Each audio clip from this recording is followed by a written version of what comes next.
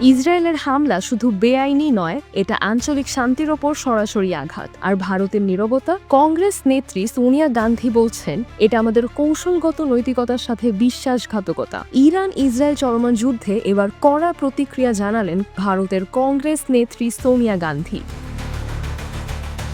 সম্প্রতি দি হিন্দুতে প্রকাশিত এক উপসম্পাদকীয় কলামে তিনি ইসরায়েলের ইরানি ভূখণ্ডে সামরিক হামলাকে অবৈধ বলে আখ্যা দিয়েছেন। শুধু তাই নয়, তিনি মার্কিন প্রেসিডেন্ট ডোনাল্ড ট্রাম্প এবং ইসরায়েলের প্রধানমন্ত্রী নেতানিয়াহুর তীব্র সমালোচনা করেছেন। সোনিয়া গান্ধীর মতে, এই সংকটময় সময়ে ভারতের সরকার নীরব থেকেছে, যা শুধু কূটনৈতিক দুর্বলতা নয়, বরং এটা ভারতের নৈতিক ও কৌশলগত ঐতিহ্য থেকে বিচ্যুতি।